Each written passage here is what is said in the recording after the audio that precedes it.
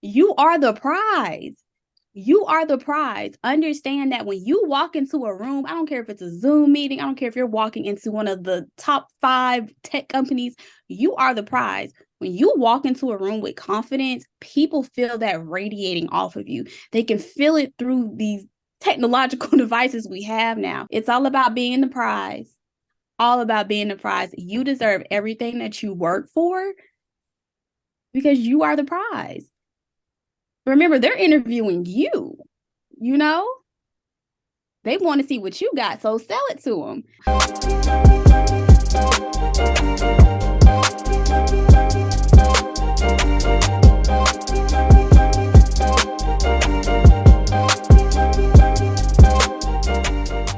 Hey guys, welcome to another episode of Legacy Speaks. I'm super excited for this amazing conversation. I get an opportunity to connect and collab with the Tambria Banks, and she has an amazing story on how she transitioned from the mental health field. She utilized and leveraged her expertise to enter into the tech field.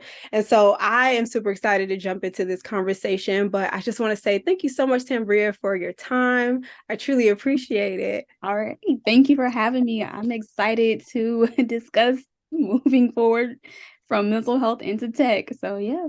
Awesome sauce. So can you let the people know a little bit about you and your journey in the mental health field and how you transitioned from the mental health field into the tech space? So I was in education for quite some time, and I realized that when I was talking to parents, I was like, I can't, provide what I really need to give to them because I was not working in as a mental health professional. So I left the classroom and I began working as like a mental health aide for a large core agency in Georgia.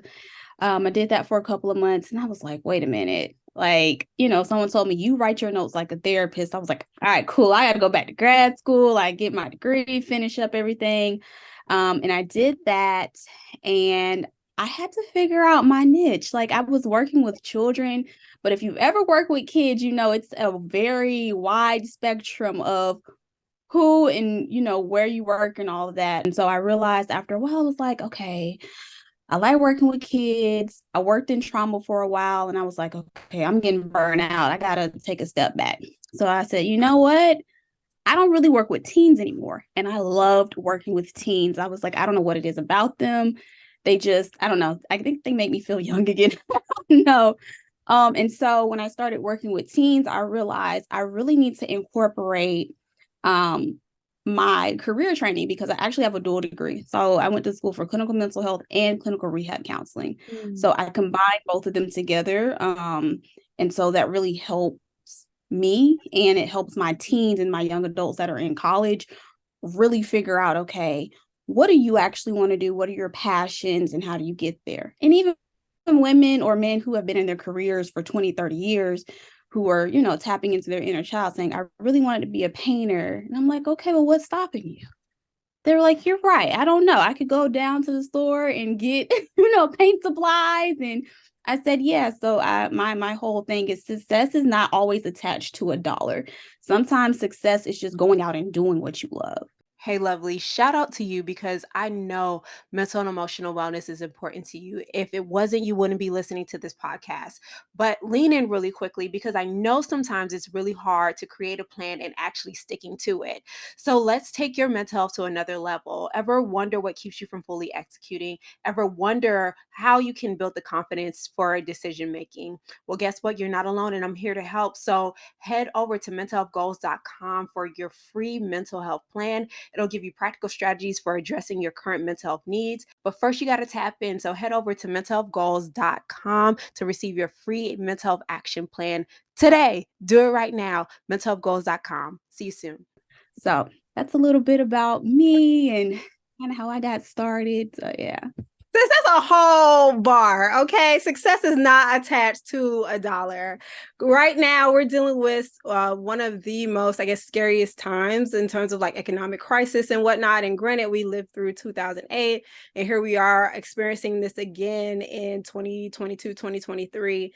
And so I feel like even though you were saying that in relation to like the adolescent space, teenagers and whatnot, that is something that a lot of people can carry with them. And I know just like one of your specialties is career transitions, mine is life transitions. And so that resonates with me. Oftentimes we find ourselves sacrificing or maybe even putting our passions on the back burner because of what either society tells us, what our family tells us, what our bank account tells us. And so I'm so grateful for you taking the time to like empower people to do what was not only creates happiness for them, but fulfillment for them as well. Mm-hmm. Yes. Yeah, absolutely. Yep. And so one of the things that I always talk about with clients is like career wellness or occupational wellness, which challenges us to find fulfillment in the things that we do and not just focusing on the dollar amount. Can you talk about how you were able to move past, I guess, not only just the dollar amount, but like move past like the financial component of transitioning from one career to the next, because that kind of creates some level of fear as you're moving from one place to the next. So I have a firm answer on that. And I always tell people this. It is different when you're an entrepreneur because when you hit six figures, that looks a little bit different. But when you are working for an agency or a company, let's just say you're an attorney and you're trying to transition into tech, you have no tech experience and you have a certain lifestyle. And I'm like, hey, unless you're going to go into like legal and compliance and be their attorney and you start specializing in that. But if you want to become like a product manager or something like that, that six-figure number that you're looking for may not be obtainable for maybe 2 or 3 years. Because I use the example of I would never throw anybody new into a role that they don't have any experience in. These are roles that require a higher skill level. You have to be able to understand current technology, things that are going on. AI is really big right now. So artificial intelligence, understanding like there's a lot of acronyms. Like we have acronyms in mental health. Like tech has a lot of acronyms, specifically cybersecurity, because that's where I'm focusing on, where I'm transitioning into at the moment. So it's just a big playground. So when I tell people, think about this. Do you have the skill set to match the dollar that you want? Mm. And if they say no, I said, well, what can we do to work to get there? And a lot of times they don't know. So I'll walk them through. Have you signed up for this boot camp? When I say boot camp, not paying $16,000 for a 12-week course. There's a lot of opportunity for minorities, underserved populations. The Department of Labor has pushed out a lot of money to these large government agencies, different things like that. So there's a lot of opportunity. You just have to know where to look. Absolutely. And one component that I thoroughly appreciate you highlighting is that continuing education. Obviously, when in the mental health field, there's a requirement in order to maintain your license. But what I'm hearing is it's just like it's either you show up or you get left behind in order for you to pursue the things that you're trying to acquire in your career. It's important to stay on top of the skill set that you need in order to fill that gap.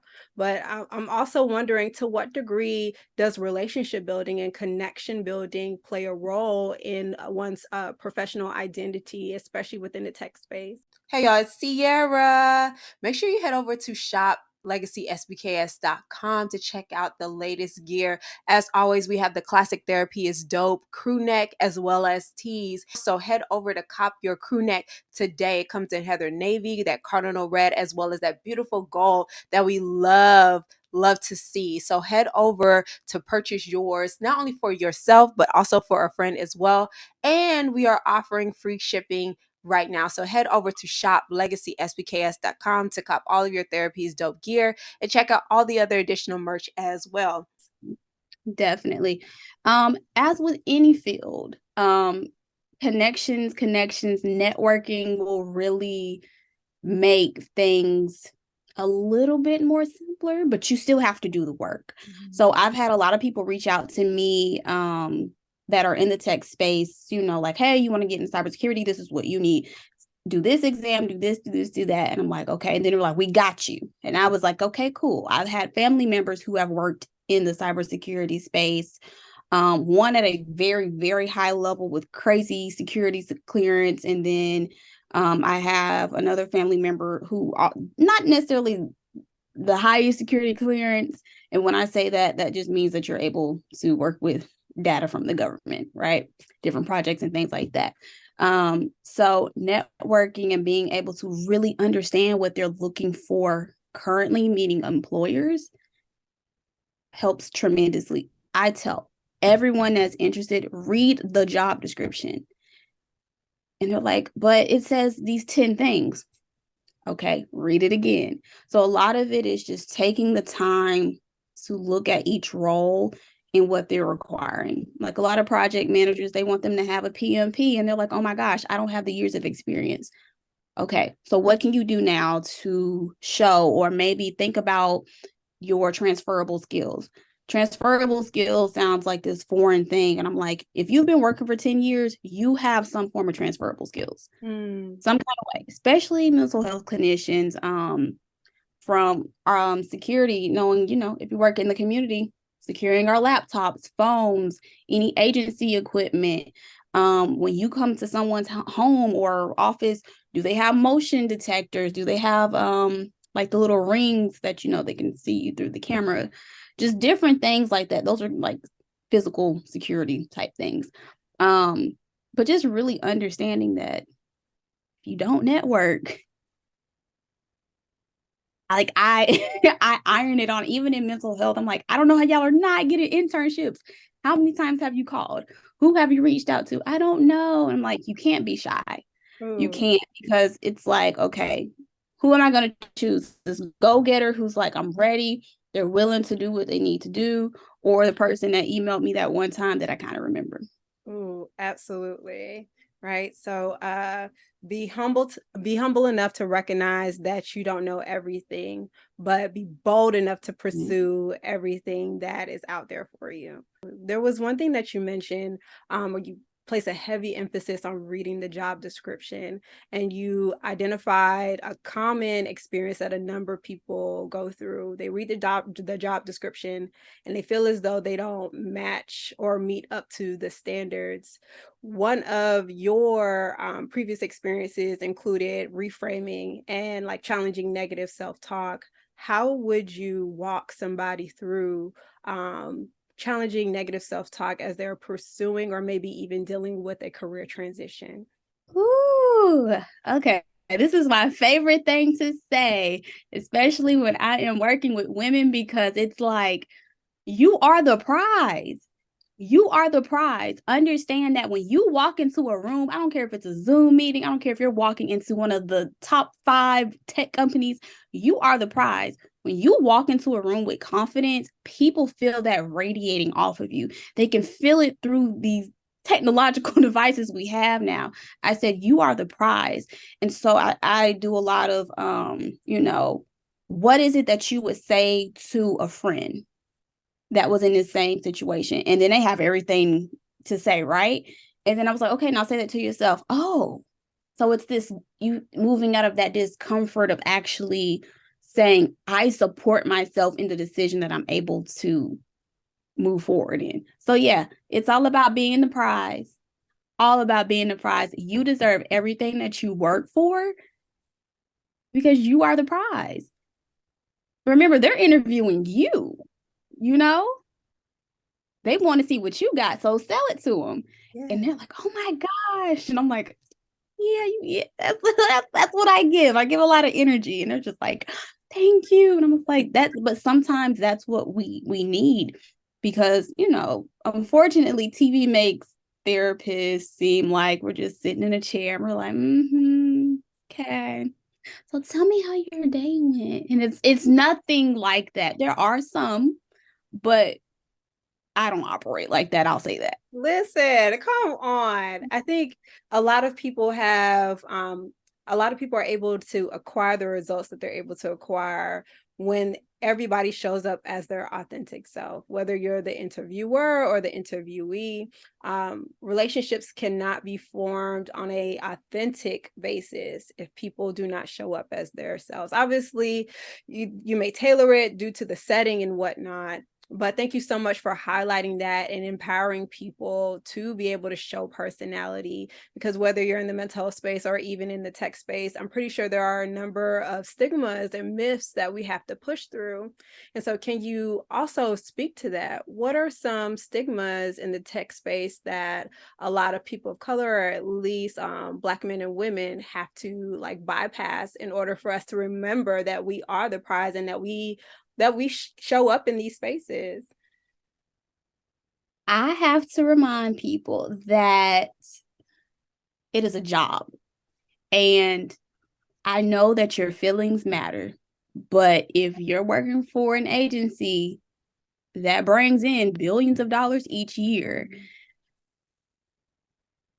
you matter to them because you're an asset to the company, but you got to leave some of that at the door. You know, I see a lot of times in a lot of the groups that I'm in, there's a lot of projection of my boss this, my boss that. And I'm just like, this isn't the space, you know?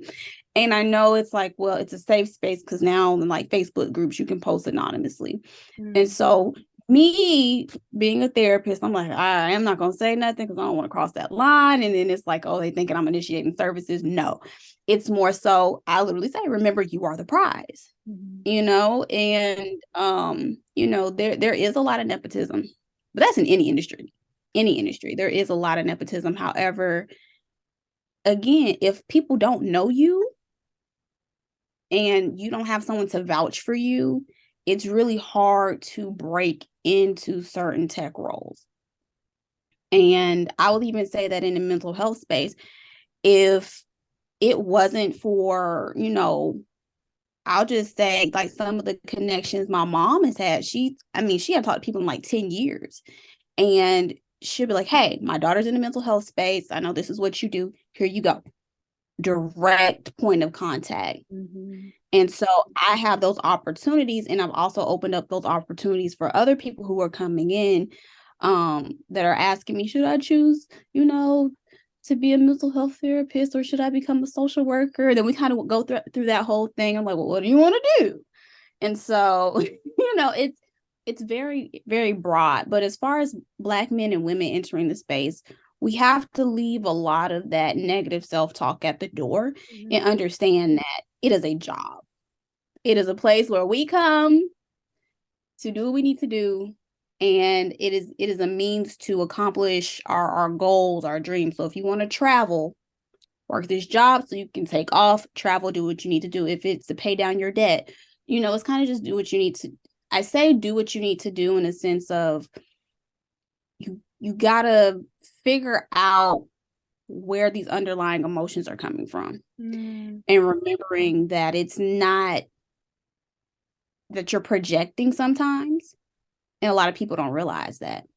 And they're not leaving whatever is going on with them outside of work and they're bringing it into work, or whatever's happening at work, they're bringing it home. So it goes both ways. But I just try to have people kind of take a step back and say, okay, well, why did you choose this role? Because I'll tell anybody, if you are truly not passionate about the tech field, don't go into it, especially not for the money. You're going to burn out. You're going to burn out. I say the same thing about mental health. If you can't handle, and you know this, we've heard some stories. If you can't handle very traumatic situations, this is not the field for you. I call it a switch. I can turn it off and I can turn it on. If you can't do that, and it's some people it's a learned skill, and some people they just are like, I can't do this. It's too much. So that's just kind of what it is. You got to figure out the balance of what you want to do and make it make sense.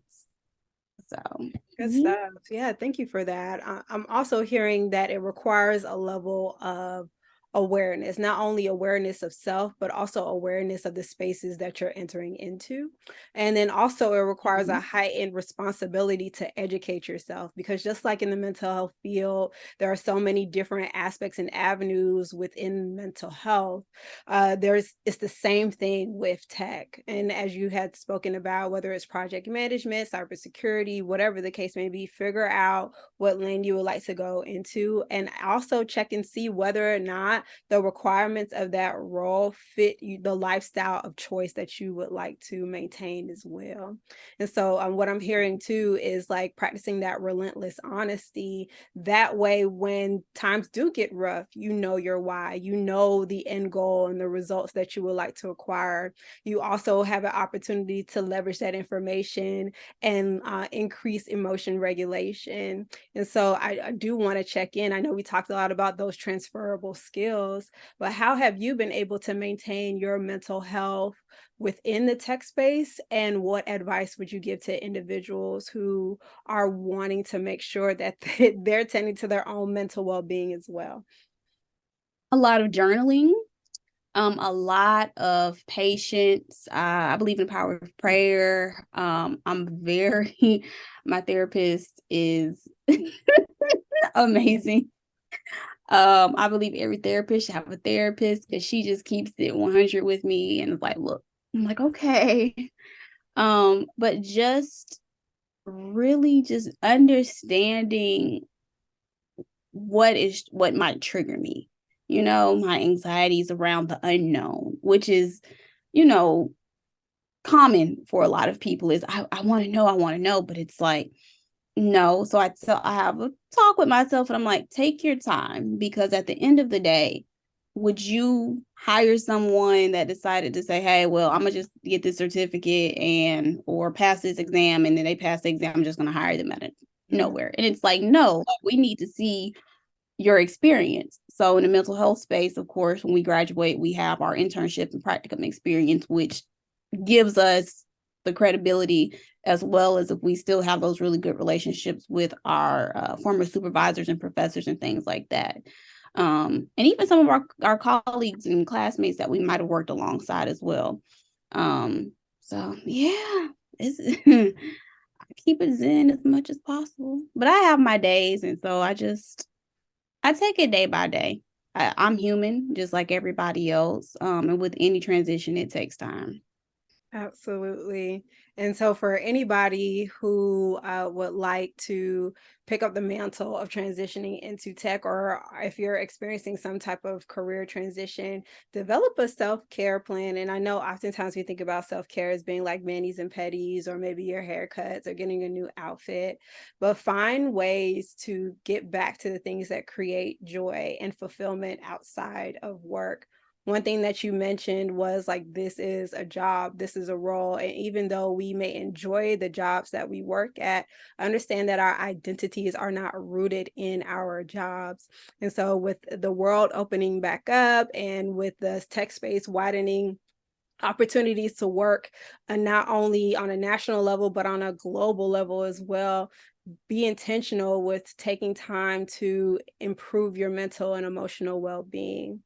So, Tambria, are there any particular like forecasts or maybe even resources of any kind that you would like to share with us, or things that we need to be mindful of, whether it be with career transitions or clinicians transitioning into the tech space? Mhm.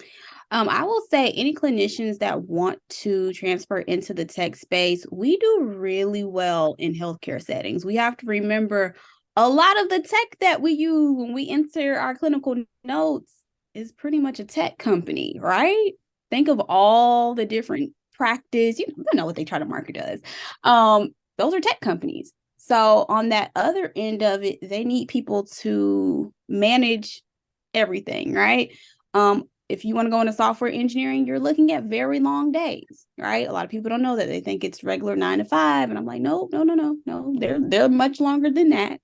Um, and just being able to, I don't know. I'm trying to think of some forecasts because I just looked at some things. Understanding where tech is going. Mm, It is no longer just help desk calling up IT and saying, hey, my screen is blue, right? Or my screen is black. It is, do you understand what NIST is? Do you understand what PCI is? Do you know what's going on at the governmental level? I'll give you a perfect example right now. TikTok is going through it. There are a lot of privacy concerns, a lot of state governmental agencies. You can't even use them on, their tech anymore. So right now, current predictions are looking like it's going to be a bit more restricted, but it's not going to be eliminated anytime soon. Artificial intelligence might be an area a lot of people might want to look into, machine learning, tech sales, um, clinicians. A lot of clinicians come from the education sector as well. So if you have an education background, look into ed tech. You can write up curriculum. There's so much opportunity. It's more than just wanting to be a product manager or a project manager or these very generic titles or an analyst or something. There are like roles for everything. So I tell people, go on LinkedIn, do your research, but also look at the trajectory. It's on my LinkedIn. I can't think of the website right now, but basically it's what the US government uses to track the rate of employment over time. So I think right now it's like 2030, 2035, something like that. And so I direct a lot of people towards that. I was like, look at the data that's right here. Granted, it might change over the next couple of years, but they've collected this over time, and this is what they're seeing the trend to be. I think cybersecurity was like at 35%. Don't quote me on that, but it was pretty high. And just don't become discouraged because things aren't happening. But I will drop a few resources. Apprenticeships, just Google tech apprenticeships. Right now, IBM, Microsoft, they have some that are out right now. IQ4, they have one. Some of these apprenticeships are paid. Some internships are paid. If you are wanting to go back to school, understand, will it be worth it for you to go back to school, or would it be better to use your years of credible experience and obtain certifications? Because to me personally, if you hold a master's degree, you've already obtained a level of education that the majority of the United States has not obtained. There's a certain level of study and commitment and dedication that it took to get there. So using your experiences, your transferable skills on top of the certifications that you're obtaining makes you stand out. You just have to sell yourself. Oh. So, yeah. That is good. Absolutely love it. Tambria, thank you so much for being such a wealth of knowledge. I do want to spotlight your website as well, which is Mentally Me PhD. Can you let the people know a little bit about your project? All right. So Mentally Me PhD actually started as a, kind of a self-care thing for me as I was going through graduate school. And I realized, okay, well, this is really going to only be 2.5 years. So let me figure out a way to make this last a little bit longer. So PhD actually stands for Progress Happens Daily, because in mental health, progress happens daily, and so it is a resource for all clinicians. I try to really focus in on clinicians in Georgia because we have so much going on and there's a lot of resources for us. Each state is very different, but Georgia has a lot. And just some tips and tricks of how to, transition from being a graduate student into the field as a new clinician, and then a new clinician kind of moving into more of those intermediate or senior level roles once you are fully licensed or are almost fully licensed, and what that looks like. And then I have like some little spotlights here for clients that might find my page or something like that, or potential clients or something like that. So yeah, that's a little bit about Mentally Me PhD. It's a huge resource hub. That's what I call it. Absolutely. Oh my word. I truly appreciate you highlighting that and your dedication to that. I enjoyed this entire conversation because I can imagine, even if I wasn't in the mental health space, like hearing the way that you talk about what you do, it creates these new levels of hope, especially for individuals who may feel as though they have all these different aspects of themselves that they would like to explore from a career perspective. And so you're teaching people, or at least modeling what it looks like to create healthy intersectionalities between these parts. And you're challenging people to explore what that looks like to develop harmony and not just balance. So thank you for the work that you do. Thank you. And thank you for the work that you do.